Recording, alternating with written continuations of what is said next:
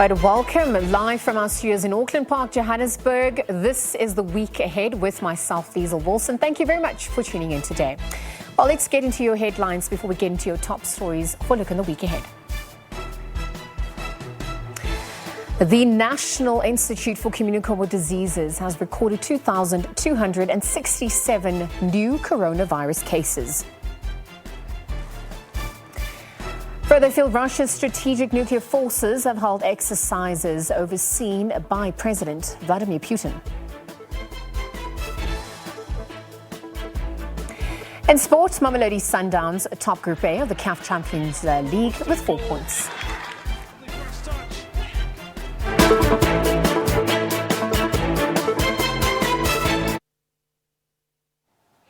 Right, those, of course, were your headlines. Let's get into some of your stories for a look in the week ahead. It seems that motorists will have to dig deeper into their pockets for fuel. But according to Automobile Association's prediction, fuel prices could reach record highs next month. Now, the organisation expects the fuel price to exceed 21 Rand a litre for the first time in history. Last year, fuel prices reached record highs when it shot through over 20 Rand a litre. In the meantime, Nedbank economists predict an increase in general fuel levy and road accident fund levy. It seems the motorists will have to dig deeper into their pockets for fuel. According to Automobile Association's fuel price prediction, fuel prices will reach record highs for next month. The organization expects the fuel price to exceed 21 Rand a litre for the first time in history. Last year, fuel prices reached record highs when they shot through over 20 Rand a litre. In the meantime, Nedbank economists predict an increase in general fuel levy and road accident fund levy. The fuel levies and the so-called sin taxes always get increased in the budget. We expect total increases of the fuel levy, including the road accident fund levy, of about 20 to 30 cents a litre. That will have an impact on inflation, and higher increases of the fuel levies could result in the decline of the inflation rate being slower than what the Reserve Bank currently expects. Fuel price increased by over 40% in December 2021 compared with December 2020.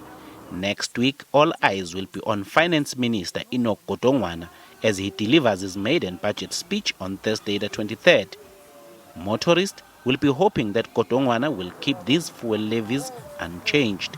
Velemsen Mtiane, SABC News, Johannesburg. Gauteng Province Premier David Makhura will tomorrow deliver the State of the Province address at the Brixton Multipurpose Centre in Johannesburg. The 2022 Premier's address will mark the mid-year review of the 6th administration, where in his address, Makhura is expected to highlight achievements made over the past years and also present a program of action for the remainder of the current administration. The Speaker of the Gauteng Provincial Legislature, Honourable Ntombi Mekwe, will preside over the official opening of this legislature. And due to the stringent COVID-19 regulations at the venue, this year's event will have limited activities and provision for working members of the media, who will be made up to a maximum of 40 members only. In other news, experts have told the Water and Sanitation Summit in Johannesburg that there's an inconsistent availability of clean water for poorer communities. They say that the inadequate upkeep of water infrastructure, which helps prevent the leakage of sewage into rivers and dams, has led to appalling sanitation conditions in informal settlements in densely populated areas. Tswana is one of the regions that has seen poor water and sanitation affecting residents. There have been several cases of typhoid fever which have been reported within the municipality. Perhaps for more, we obviously earlier on spoke to SABC News spoke to Tswane MMC for Health, Arena Marks. Take a listen. Remember that we do get sporadic cases every year. This is endemic to South Africa, and it's spread via the Salmonella typhi bacteria to people because of dirty water or food So it's very important that we remember that this is something that's been with us for many years. In 1993, we had about more than 1,000 cases reported to the NICD, and in 2005, Delmas in Mpumalanga had more than 400 cases reported. These cases, 3 of those patients died then. Then we had, over the rest of the time, every year we have confirmed cases coming forward. So it's no need, there's no cluster outbreak in Gauteng at the moment. So as soon as there's a cluster outbreak, then we do have a problem, and then we have a concern about it. But at the moment, there's no reason to feel alarmed by this. We've got everything under control, and the Department of Health are keeping a very close eye on this.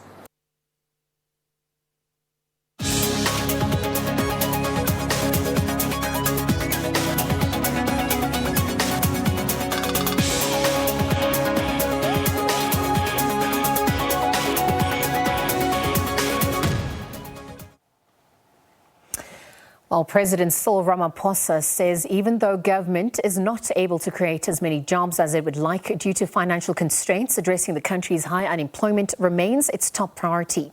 He was speaking after the EU-AU summit in Brussels ahead of the budget speech this coming week. Ramaphosa says the government is also determined to create a conducive environment for investment and for businesses to grow and create jobs. The budget is going to be presented next week, and it will largely be putting financial muscle to what we said in the State of the Nation speech. But obviously we are constrained. Our fiscal challenges constrain us in a number of ways. We are not able to do as much as we want to. We're not able to dole out money to create as many jobs as we would like to see. So we have to walk a tightrope, but the Minister of Finance will be articulating all that. What we are clear about is that creation of jobs is going to be the key focus for ourselves as a government going forward. The number of people who are unemployed in our country are just unsustainably high. But we also want to focus on how we can protect those who are currently really challenged by being unemployed, by being vulnerable. So that too is going to be our challenge. But we also want to focus on investments, increasing the level of investments.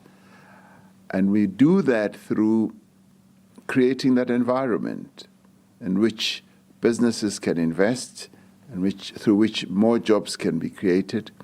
So we are highly focused on ensuring that we get on with our reforms.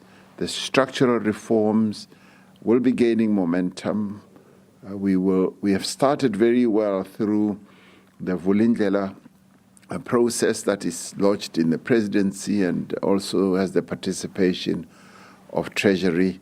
And through that, we are going to be unlocking more and more of those impediments that have been standing in the way of investment and further growth. Well, for more on what to expect in the budget speech, we are now joined by Chief Economist at Antwisa, a transaction advisory, Mialani Mkabela. Very good afternoon to you, Mialani. Thank you for joining us here today on the SABC. Thanks for inviting me, and we greet all the viewers of SABC.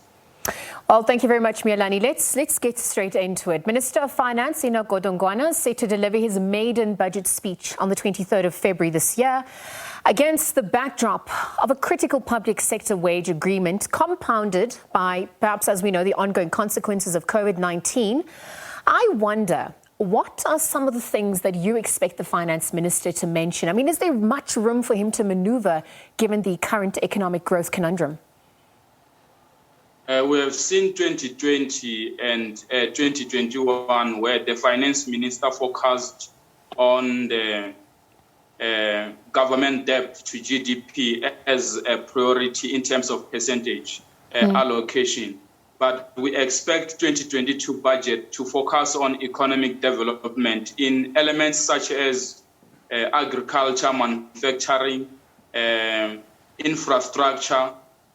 Those elements has to gain more value so that we can be able to create jobs, while as well we are focusing in this government debt to GDP that has risen so much. So in a balance of that, I think it is critical that the country has lost so many jobs during COVID-19, and then the country as well has been having a crisis of unemployment or livelihood crisis. So from that, we expect the finance minister to come up with a budget that will probably encourage the South African businesses, encourage international businesses, and encourage small businesses to create more jobs in the country. And that can be done perfectly by looking at this budget, because we are looking at it to motivate business people and workers at all. All right, so Mialani, you've spoken about how the focus has to, or will probably be looking at economic growth, stimulating economic growth. And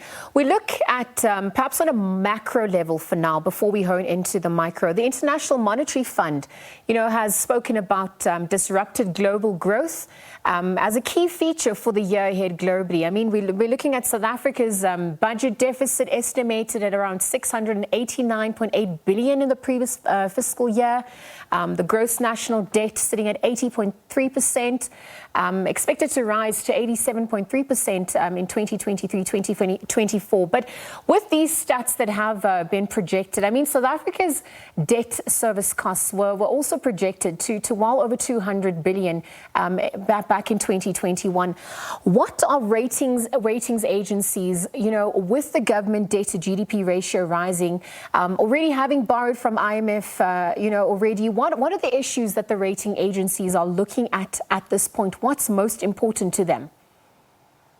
I think to clarify, it's when you look on the projected deficit for 2020, it was projected at around 15%, but the actual became around 10%. And when you look at 2021 as well, we are managing well the budget deficit. So I expect a lower budget deficit as well now in this budget speech, because we have been managing it well 2020, 2021, and I expect that to be lower, in this time. With regard to government debt, I mean, we know that our debt is higher, and hence, as a critical point, I indicated that economic development has to be priority number one, and priority number two has to come up to be government debt to GDP or servicing government debt. So it is an understanding that we have a government debt that is higher and it needs to be prioritized. So hence I spoke about priority number two. So with regard to IMF will always indicate their things. It's their research that is doing that and probably trying to advise. But like what we expect from all these Westminsters is to come up with as well, an adjustment level as developing economies are working with their mechanisms or repayment mechanisms that will really be feasible for developing countries, because we don't really have so much that we can use. So, structural debt, we have to work on it and with them. So the finance minister as well will be expected to clarify as how are the repayment, levels for South Africa moving forward. And I think from that point, if we are able to create manufacturing industries, agricultural industries, and then we create the necessary infrastructure that we need, we will create jobs, and that will make us to be, going lower on the livelihood crisis that we are experiencing now. And the country will get back to a state where confidence is as well more higher. But with regard to local businesses, they don't have any choice of. They have to invest in the country that they are doing business at. It's just uncommon. It happens only in South Africa. So corporate South Africa must invest. We don't have to force them to be doing that. It is their responsibility. It's not, you don't operate in a country for your profit. You operate in a country to build that economy. So wherever we operate as a business, we need to have that, because as well, if we don't change what we are doing in South Africa, it will be a problem when we are implementing as well the Africa Continental Free Trade Agreements. Companies will be expected to go to Nigeria, Senegal, Ghana, and not really invest in those countries, and it will be wrong. That has to be clarified. But with regard to international investors, the government has to work on systems that will make them have confidence again to our country. Okay, so Mialani, I mean, you've said quite a lot. I want to perhaps just hone in on a few, just for clarity's sake as well. You've spoken about many issues. Let's hone in on the issue of structural reforms. As we know, urgent budget reform at large is needed to redirect government spending towards key enablers of economic growth. And I wonder if National Treasury, can ultimately reverse structural decline through, enabling infrastructure. I mean, you have to revisit the notions of structural reforms, but particularly implementation, which seems to be lacking in some instances. And I wonder, in your opinion, would policy liberalization have a greater impact at this point to drive growth? What are your thoughts? Special economic zones are the most important things that the government needs to implement, because when you look on the 10 to 12 special economic zones that we have, if we invest in those special economic zones, they are having capacity to create ecosystems in sectors coming from agriculture and mining, metals and processing. And that will create jobs, because then we are looking at upstream and downstream and upstream of mining. And then we look at agriculture and agro-processing. And that automatically, it will make us to be creating jobs. So special economic zones are a critical element. But at the same time, our special economic zones, they are having high tax incentives. So special economic zones are predominantly to encourage global investors and investors at large. But you don't expect to have high tax or the incentives at the level of South Africa, they are still high. I think we need to trade on tax incentives and other incentives. And then even if we can make it to be that lower, so we have a lower structure of tax incentives, or we don't tax, we keep it lower as if we are not taxing them, so that, investors are attracted to our market, because the competition of other developing economies and other emerging markets are as well pressing on South Africa, while we are experiencing the other things that we have been experiencing the past 10 years. So we need to look at a lot of things, and then we're no longer that African model that everyone will only look at us. Now other investors are looking at other countries, and we need to reflect on that and attend to it, take right decisions, and then we as well encourage investors to do the right thing, or to have favor to our market. And it's something that we are expected to do. Investment promotion and investment attractiveness is one of the things that South Africa needs the most for us to reduce the number of unemployment people that we have. All right. So just before we get, you're speaking about investment attractiveness at large, and I think another point that you spoke about was tax, which I'd also like to get to. But, just quickly honing in on the state-owned enterprises and perhaps the return on investment that we've seen indicates, that it's been negligible at this point, perhaps due to many issues, corruption being one of them. So when we look at SOE's state, the state of Eskom, the state of the SA Post Office, Denal, etc., why is it so important for the general public and investors at large? And in your opinion, what do you think investors are most worried about? Okay, the state-owned enterprises are owned by government. Yeah. The state-owned enterprises are not special economic zones. And then when you look on state-owned enterprises, if investors are looking at state-owned enterprises as a barometer to invest on special economic zones, that will be wrong. The state-owned enterprises as a special developmental state responsibility in managing our economic markets. And then the special economic zones are manufacturing frontiers that we might be creating in different municipalities or different provinces.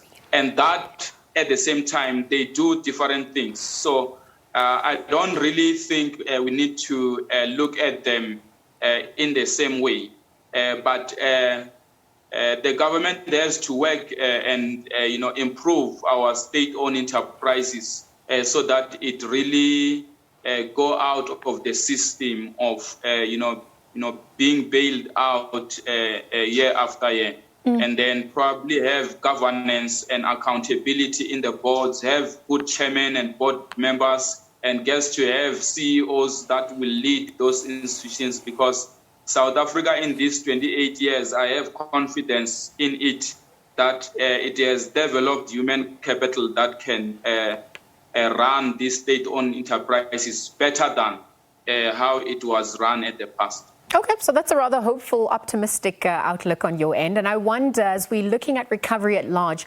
does recovery for South Africa include raising more taxes? I mean, what are some of the tax predictions, rather, that you're anticipating?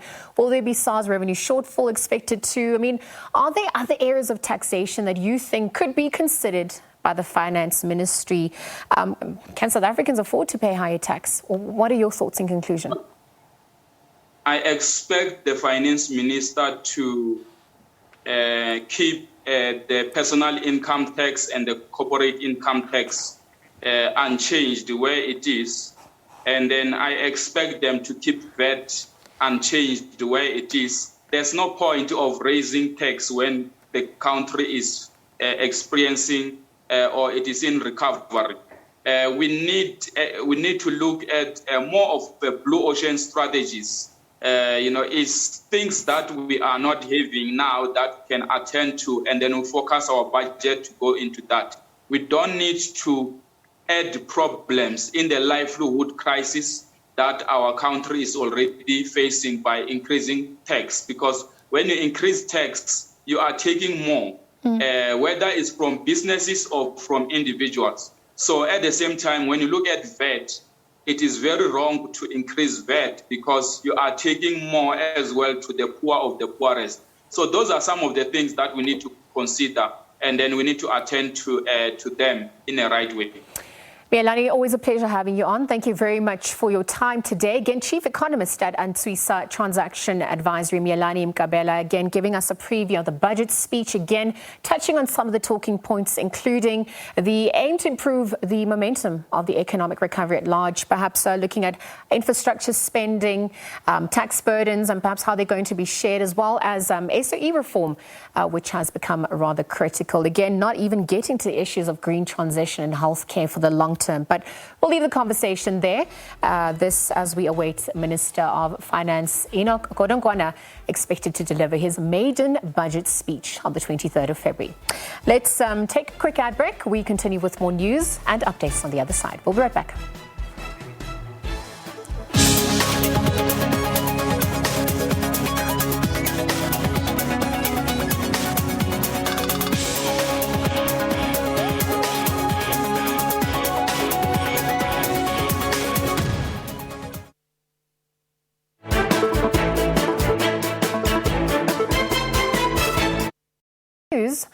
For the week ahead, the maintenance of peace and stability in Africa is at the center of South Africa's foreign policy. Now, leading up to Armed Forces Day on Monday, we take a look at the role of the SANDF in peacekeeping missions across the continent. Okailihle Kumalo has more. South Africa is no stranger to playing a pivotal role in restoring peace and stability. As far back as in 1917, over 600 brave men from the country perished when the SS Mende ship sank in England during World War I. This became the largest single loss of life for non-combatants during the war. In a post-apartheid South Africa, the SANDF has been a dependable ally on the continent. It's been part of a number of peacekeeping missions in the DRC, Burundi, Sudan, Lesotho, Cote d'Ivoire and the Central African Republic, purely because the country's foreign policy clearly indicates that Pretoria's destiny is inextricably linked to the continent. This day is a reminder that our soldiers are an integral part of us, that the men and women who are in uniform are part of our soul. You are the bedrock of our communities. You are the foundation stone of our peace. You are much more than the defenders of our people. You are the defenders of our nation's constitution. Experts say it's key for the SANDF to lend a hand in Africa if need be, but the issue of constrained resources must be attended to as well. If we looked at our armed forces and peacekeeping operations in Africa, we need to understand that they are an extension of our foreign policy where they are being deployed in terms of an enhancing security, creating stability that will enable development. We're sitting with a problem though. The defense budget has been cut to the bone, which means when you have deployments not falling under the UN like we have in Cabo Delgado, you have to provide the financing.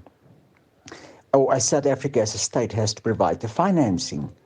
With that, you are already sitting with stretched resources, a limited capacity, and having a problem with rotation on a frequent basis. So though the deployment has good intent, the actual ability to execute is severely impeded. We have noted in the DRC and Bangui where they had tremendous success by doing what is available to them. The SANDF is part of the SADC mission currently deployed in Mozambique's Cabo Delgado province to repel terror attacks in the northern parts of the neighboring country. At the center of this mission is the goal to ensure that peace prevails across the SADC region and the entire continent. Okailihle Kumalo, SABC News, Johannesburg. And that's where we're going to leave it for you today. It has been an absolute pleasure as always. That's it from myself and the rest of the week and week ahead team. It's goodbye for now. Do take care.